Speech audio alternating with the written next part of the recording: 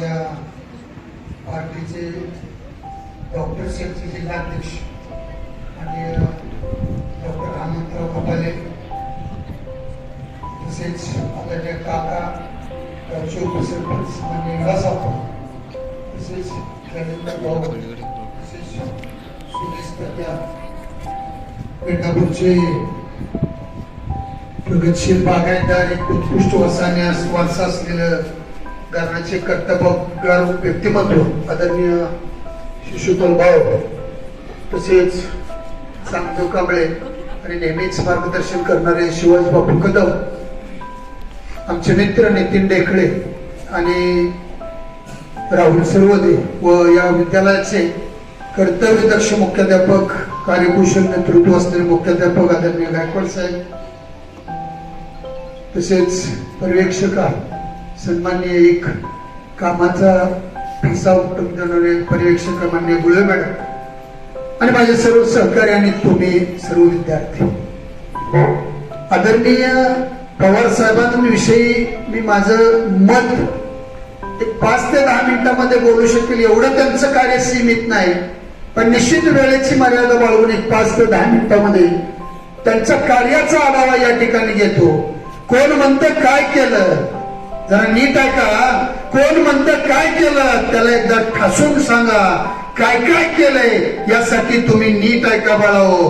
कोण म्हणतं त्यांनी काय केलं, अरे त्यांनी तर फक्त पक्ष फोडले.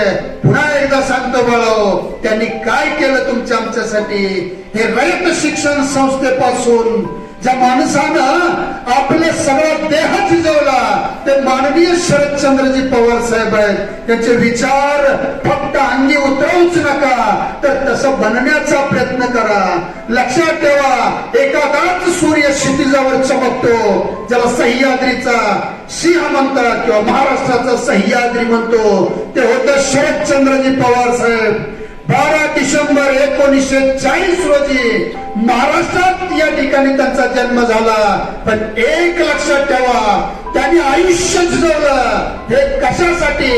चंदनातून सुगंध येतो, तर माणसाच्या झिजण्यातून सुगंध आलेलं व्यक्तिमत्व म्हणजे आदरणीय पवार साहेब. शेतकऱ्याच्या चेहऱ्यावर ताण जाणवत होता, पोटामध्ये भुकेनं व्याकुलता झालेली होती. शेतकरी आत्महत्या करायचा.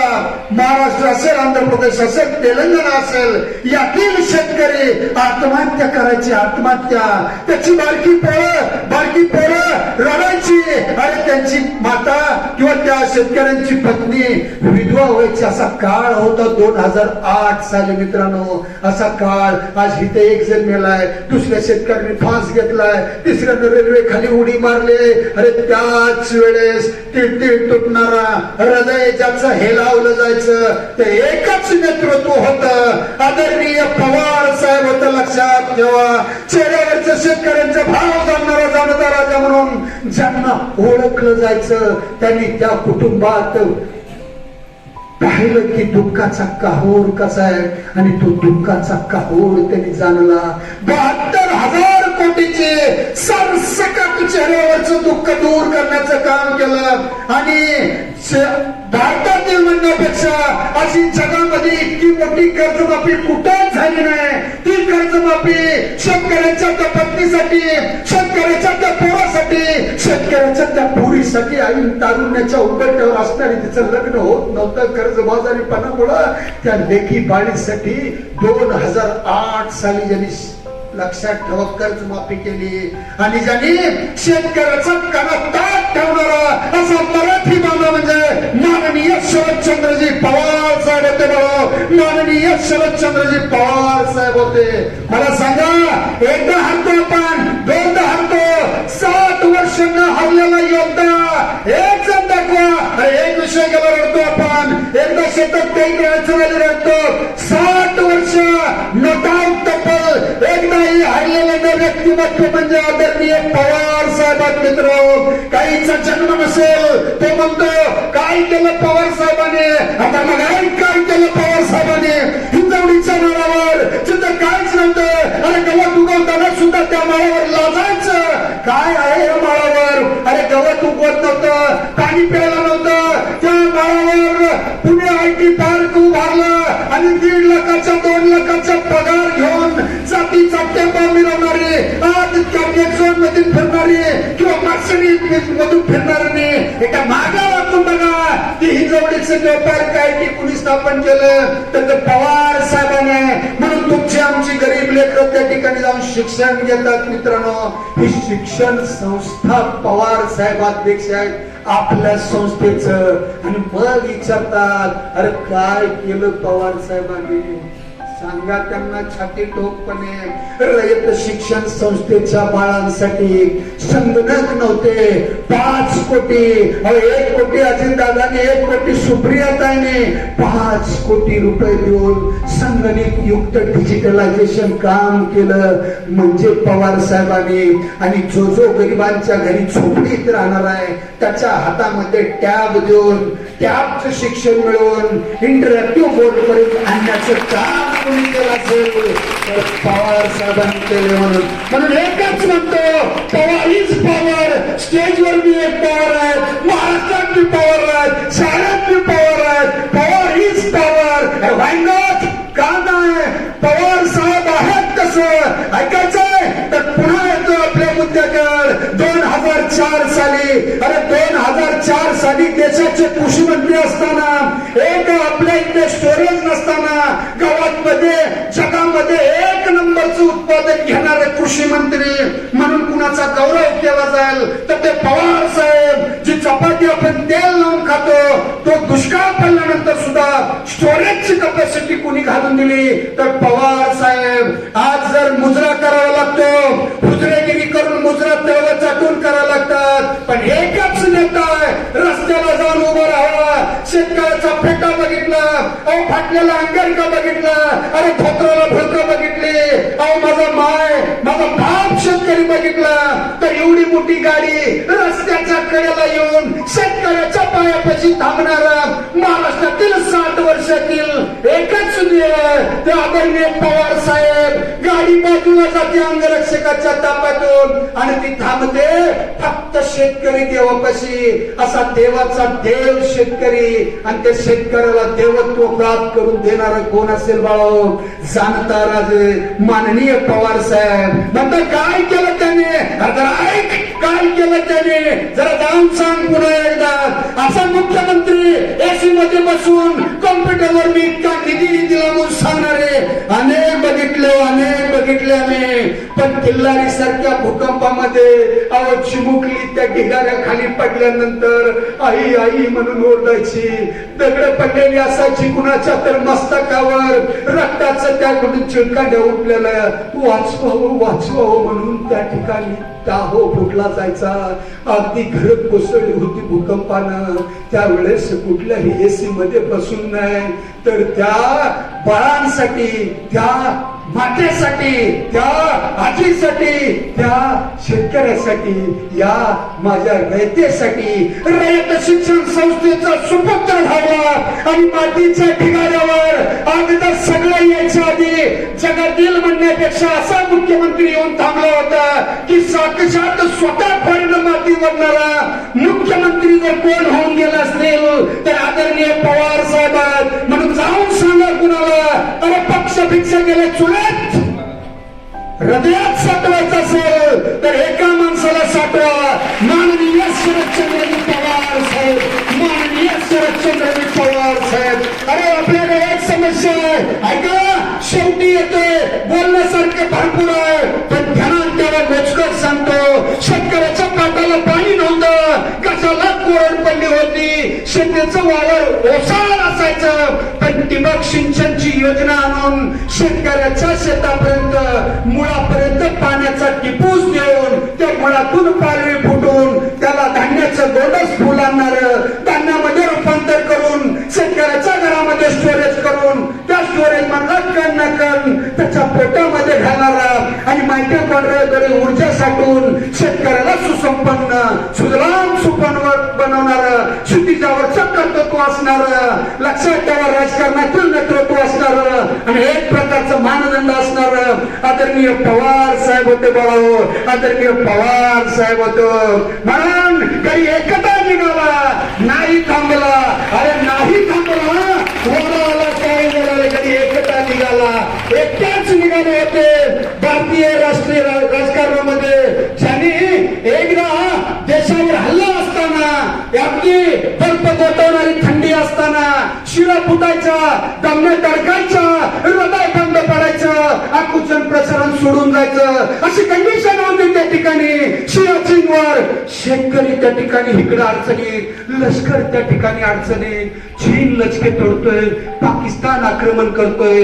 93 सालची गोष्ट, सैनिक तिथे लढतय, काही अन्न नसताना अशा सैनिकाचं मनोधैर्य वाचवण्यासाठी हा योद्धा सियाचीनच्या डोंगरावर सह्याद्री, महाराष्ट्राचा सह्याद्री म्हणून गेलेले संरक्षण मंत्री देशाचे आदरणीय पवार साहेब होते.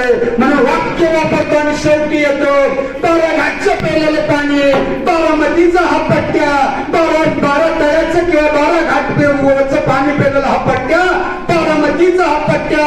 12 वर्षानंतर सुद्धा, कितीतरी वर्षानंतर सुद्धा या कॅन्सरला हातभार केलेला या व्यक्तीचा 12 डिसेंबर हा वाढदिवस आहे. म्हणून पुन्हा एकदा जोरात टाळ्या वाजवते पवार साहेबांच्या वाढदिवसानिमित्त. मी सांगतो,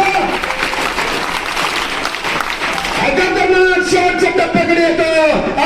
स्वतःचा गाल तुटलेला असताना, जीभ हालचाल करत नसताना, रक्त त्यातून वाहत असताना, मी ऐकलं होतं लाळेमध्ये टायलिन आहे, पण शेतकऱ्याचं टायलिन प्रेमाचं स्वतःच्या हृदयामध्ये साठवून ती जीभ फक्त शेतकऱ्यासाठी बोलणारी, सवणारी, रक्त वाहत होतं. अरे गाल कर्मचाचा, परंतु त्या ठिकाणी विचारायचे काय झालं माझ्या शेतकऱ्याचं.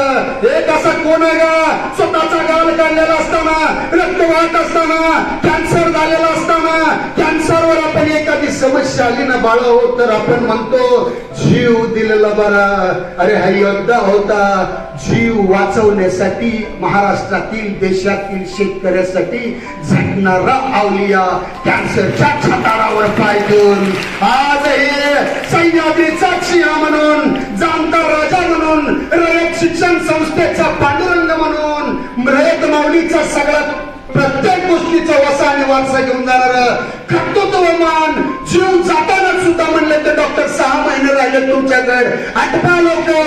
अरे डॉक्टरला सांगितलं होतं तुरंत गुण देण्यासाठी मी पुन्हा येईन. आज 2005 सालानंतर तब्बल 21 वर्ष पवार साहेब आहे साहेब या नटावट 85 वर्ष योद्ध्यासाठी आणखी सांगतो, महिला गाड्याच्या बाहेर पडत नव्हत्या, कुठंच चान्स नव्हता, पण ज्यांनी नोकरीचं आरक्षण दिलं, शाळेमध्ये मिरवण्याचा सन्मान दिला, ते पवार साहेब होते. म्हणून या पवार साहेबांसाठी पुन्हा एकदा मी सांगू इच्छितो मित्रांनो, राजकारणाविषयी न सांगता समाजकारणाविषयी सांगितलं. एक माता, आपलं ऑपरेशन झाल्यानंतर एक मुलगा होता, ऑपरेशन झाल्यानंतर मी याच्याही अगोदर सांगितलंय त्याच्याकडे भरायला पैसे नव्हतं, म्हणून तो हृदयाचं ऑपरेशन झालेलं होतं. मग काय करायचं, चर्चा करता करता असं कळलं की सुप्रियाताईंची भेट घ्या. सुप्रियाताईंची भेट घेतल्यानंतर कळलं सुद्धा नाही 7 लाखाचं बिल, काहीतरी 1-2 लाख मिळतील असं, पण काही फाउंडेशनच्या वतीनं आदरणीय पवार साहेबांनी त्या मातेचा जीव तर वाचवलाच, पण खऱ्या अर्थानं महाराष्ट्राचा तारणहार कोण हे सांगितलं. आणखी एक सांगतो आणि थांबतो, ज्यांना ठेवा डॉक्टर बाबासाहेब आंबेडकरांविषयी नाव घेऊन मिरवणारे अनेक आहेत आणि माझ्यासारखा सुद्धा. पण बाबासाहेबांचं नाव देण्याचं 1977 वेळा पहिलं, 77ला पहिल्यांदा झालं, 78ला पवार साहेब होते. त्यांनी तो नामांतरण मुद्दा मराठवाडा विद्यापीठाचा उचलून धरला. पुन्हा पवार साहेब मुख्यमंत्री पदावरून खाली झाले. ज्यांना आठवा तो मुद्दा गेला आणि मुद्दा जाऊन पुन्हा ते शांत झालं. 1988 साली पवार साहेबांनी पुन्हा हिंसक वळण असताना सुद्धा पुन्हा डॉक्टर बाबासाहेब आंबेडकरांचं नाव देण्याचं केलं. पुन्हा तो बारगाला गेला. पण 1993 साली मराठवाडा विद्यापीठाला डॉक्टर बाबासाहेबांचं नाव देऊनच हा उल्लेख थांबला आणि विद्यार्थ्यांसाठी काय केलं, IPL चालू केलं, इंडियन प्रीमियर लीग. मी त्याला म्हणतो आई बाबा, आई पप्पा लव लीग म्हणतो. ज्याच्या घरामध्ये पैशाची सुबत्ती येऊन क्रिकेटची पिढी घडली. ही 2010 साली पवार साहेबांनी चालू केला आणि हा 2010 मध्ये 5 ते 10 आंतरराष्ट्रीय क्रिकेटचा बादशाह बनले पवार साहेब. हे बनत असताना जे लोक एक खेळाडू निवृत्त झाला, अरे खेळाडू निवृत्त झाला पण रस्त्याच्या कडेला पुढाखाली भीक मागत होता अशी अवस्था होती. त्यांना पेन्शन चालू करून आयुष्याचं विजन दाखवून सेफ्टी रोड तयार करणारे पवार साहेब होते. जाऊन सांगा पुन्हा एकदा काय केलं पवार साहेबांनी. महाराष्ट्रात आयटी पार्क उभारला पवार साहेबांनी, महिलांना उभा केलं पवार साहेबांना, ओबीसींना आरक्षण दिलं पवार साहेबांनी, रिअल शिक्षण संस्थेतून विद्यार्थी घडवले पवार साहेबांनी, शेतकऱ्यांसाठी कारखाना उभा केला पवार साहेबांनी, अनेक पद्धतीने दर दिला पवार साहेबांनी. लक्षात ठेवा कोणती आयटी पार्क उभा केला पवार साहेबांनी, नाळ जोडली पवार साहेबांनी, नवे प्रत्येक गोष्ट ठिबक सिंचनाने पवार साहेबांनी, हे सगळं केलं त्याने. म्हणून या देवाला पुन्हा एकदा कशासाठी तर 85 वर्ष घरी गेलो तर आपण म्हणतो मी आज दमले, मी आज थकलोय. पण एखाद्या पोरीचं लग्न जर जम्मू काश्मीर मध्ये असेल महाराष्ट्राच्या, तर जम्मू काश्मीरला आपली स्वतःची गाडी घेऊन जाणारा पांडुरंग आपला कोण असेल तर आदरणीय पवार साहेब. या साहेबांना पुन्हा एकदा वाढदिवसाच्या शुभेच्छा देतो आणि त्यांच्यासारखं काहीतरी एखादी चांगली गोष्ट करण्याची संधी मला मिळाली, त्यांच्याविषयी बोलण्याची संधी मला मिळाली, त्याबद्दल संयोजकाला धन्यवाद देतो. आणि पुन्हा एकदा सगळ्यांनी जोरात टाळ्या हात वर करून पवार साहेबांना शुभेच्छा द्यायचा. धन्यवाद. Thank you very much. जय हिंद, जय महाराष्ट्र, जय कर्मवीर.